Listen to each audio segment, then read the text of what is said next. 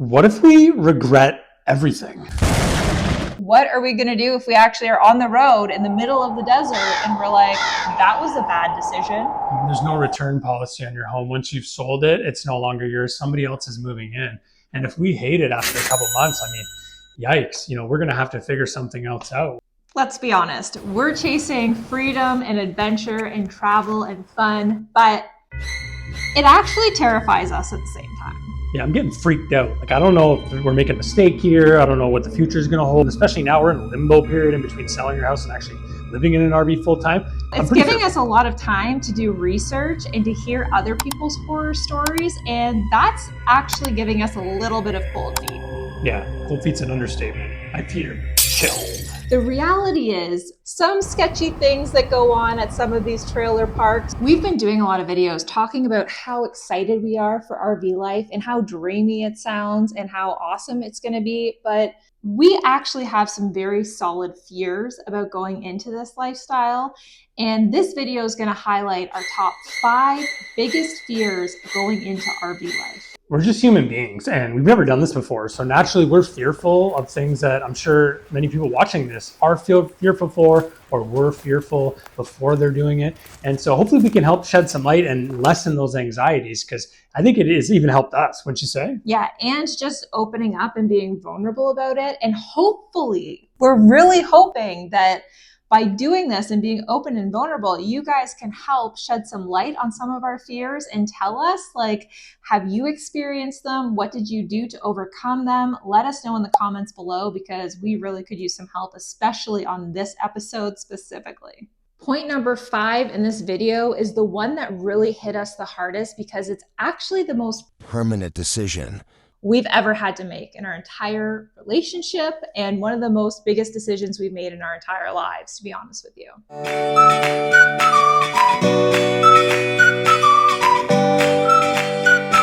If you're new to our channel, my name's Chad. It's my beautiful wife, Rebecca, and we have our house for sale right now to live in an RV full time. It's been about a month on the market, and we're starting this channel to really show you all the things that we're going through, both emotionally, physically, financially, everything that would keep you up at night, so that you can make the most informed decisions if you're looking to take this leap. Number 1 is, am I too high maintenance for this lifestyle? And I think that is one of my biggest fears. I don't know if it's Chad. You're not very high maintenance, so. She's pretty high maintenance. So yeah, this whole get up of makeup, hair, everything. Are you going to be doing that on a random Tuesday in the middle of a desert? I don't know. I might. I have no idea. But really, though, this part was really hard for me to come to terms with, because not only just hair and makeup and everything, but like I get my nails done, I get the lash extensions, I get my hair colored. So all of these things that I can just do, like I go to the same people to get it done all of the time. So I know that I'm going to like it, and it's easy to book an appointment. Whereas, yeah, if we're in the middle of the Arizona desert, like I don't think there's lash ladies and nail ladies doing nails there. That's right. Little things you got to think of. Like for me, I go to a barber, I get, my hair cut, I get my beard trimmed, the whole thing. And I've tried a lot of them, like, and especially like the chains. I mean, it's like the wild, wild west. You don't know who you're going to get. You walk out of there with like, the beard up here, down here. Like, it's like, what happened? Did they just, get the hedge trimmers out on you, or what? I don't know what happened.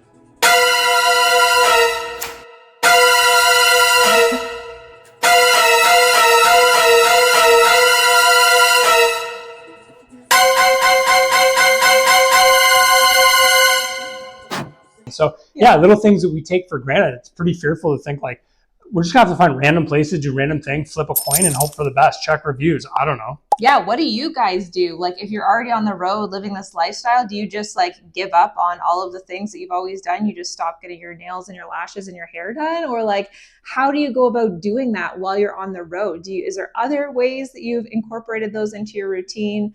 Do you do them on travel days so it's efficient, so you can stop like while you're going somewhere? Let me know, because I need help. I'm not willing and ready to let go of my high maintenance lifestyle yet. So let me know and send me some help.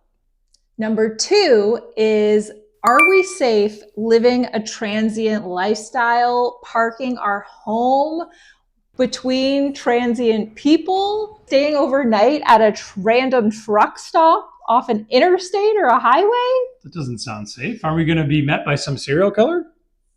I hope not. This is something that is actually pretty scary to us because we watch a lot of Dateline episodes. So the funny thing about the Dateline episodes is they seem to only focus on the very nice neighborhoods and the least expected to be serial killed. So that's a good point.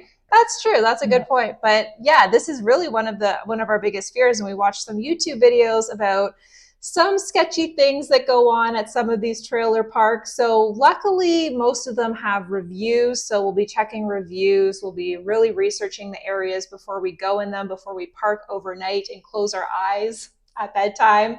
But what are some things that you guys do to feel safer when you're sleeping in a random parking lot? Like when we rented an RV a couple of years ago and took it out to PEI that we've mentioned in some previous videos, the first time I slept in a Walmart parking lot, it was very weird and it was very scary. I don't know why. Nothing happened that was bad, but like just the feeling of sleeping in a random parking lot. It's just an unsettling feeling. You don't know if someone's just going to come knocking on your door.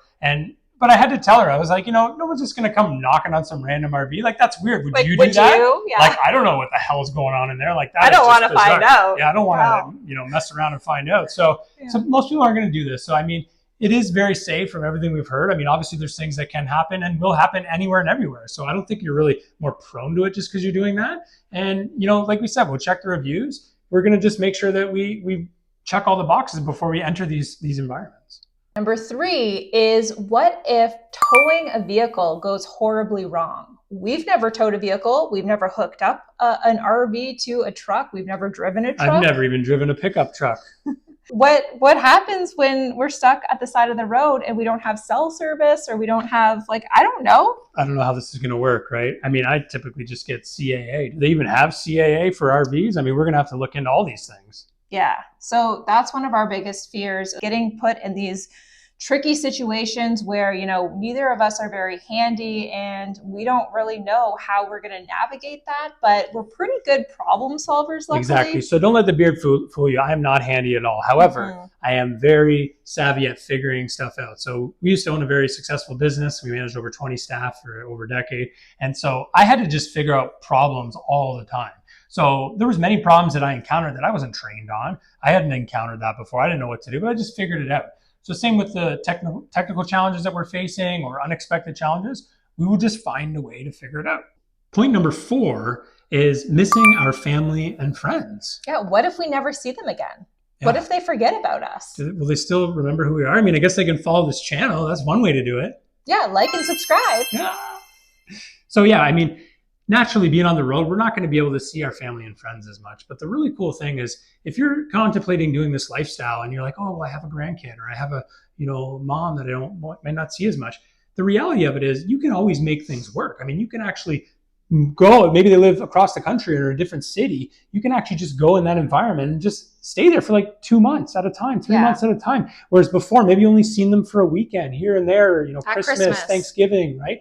These are the things that you can now do more frequently. So it's not really an excuse, I would say. No, and it's a little bit of a trade-off. It's just a different way of seeing them. But honestly, if you think about it, like being able to stay in a place for an extended period of time and have quality time that's not, that's not for rushed. A longer period. Yeah, it's not rushed. It's not like pulling people in different directions. It's more quality time and you're able to spend longer periods there. So I think that is really, it's different than what we're used to. Of course, we're used to just being able to plan a weekend with our friend and plan another weekend with another friend and just go, on little day trips and stuff. And that part's going to be a big change for us, of course. And I think it's going to be really hard, honestly, to transition from that mindset of being able to just host people at our house and invite them over. But we're going to have to get used to a different dynamic and maintain contact and touch base frequently. We'll have to make effort, touch base often, whether it's FaceTime, phone call, you name it. But the really cool thing is we'll be in some remote places at times. And if anybody ever wants an excuse to come see us in Utah, Arizona, Colorado, fly on down. You can just hang out near us. And we can have nice parties and campfires and barbecues all the time. So there's lots of ways around it. There's a way to make it happen, and we'll probably make it happen. Yeah, and I just don't think it's a good excuse to keep you from doing this lifestyle if it's something you're seriously considering. I don't think it's a good excuse at all. I think you should go out there, live your life, and just try it and see how it works for you, right? Because if you have friends in different areas, like chances are you're going to be able to see them actually for longer periods of time, which to me sounds like a win. Much better. And now this brings us to point number 5, which is the most dramatic point, the most difficult decision that we've had to come to terms with, the thing that scares us the most. And that's because it's so permanent. And that is point number 5, which is regretting selling our home. What are we going to do if we actually are on the road in the middle of the desert and we're like, that was a bad decision? I mean, there's no return policy on your home. Once you've sold it, it's no longer yours. Somebody else is moving in. And if we hate it after a couple of months, I mean, yikes, we're going to have to figure something else out, whether it's a random apartment, a home in a different city, or who knows. Like, we haven't even really thought about that. But the really cool thing is we're people that figure things out. Like I said earlier, it doesn't matter if things don't work out. There's many times in life that things don't work out, but then it becomes a new journey. That doesn't really help me though. It doesn't really help me get over the fact that like this could be a real situation that happens. This is a reality of the making such a big permanent decision like that. It's not like, oh, let's try it out and then let's go back to our dream home. There's no 30-day free trial, is there? Right. No. And I don't really think that the new owners, whoever the lucky owners are of our house, are going to appreciate us knocking on their door and groveling for our house back. I just don't think that that's going to, once they're used to the indoor pool and the hot tub and the sauna. No, they're not going to return it. I don't think they're going to appreciate that or care that we didn't like our RV lifestyle and give us our house back. No, definitely not. So we want to know, what would your biggest fear be if you're transitioning into RV life, or if you're already living the RV lifestyle? What is your biggest fear, or what fear have you overcome and realized was not as bad as you made it out to be? Yeah, maybe you've overcame some of these fears. Maybe you've realized that they were just that. They were a fear. They weren't real, and you've overcame it, and it wasn't really that big of a deal. Is it all in our mind? Let us know in the comments below what's on your mind, because we're struggling with these things. If you're someone who is craving change, you have a desire for adventure, you're contemplating RV life, or you just think that it's a really fun idea, subscribe to our channel. We have lots of new content coming your way, and we've been having a lot of fun doing it and really documenting our entire journey of having our house for sale and heading into that direction of RV lifestyle, living in an RV full time.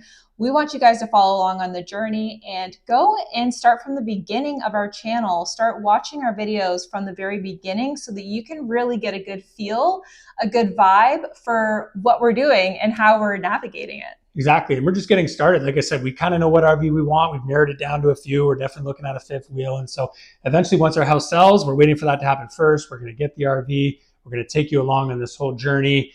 We're just starting. So buckle up, watch other videos that if you haven't watched them already, subscribe. And we can't wait to share this with you. Buckle up. I like that. Buckle up. Literally, buckle up. We're going in the RV.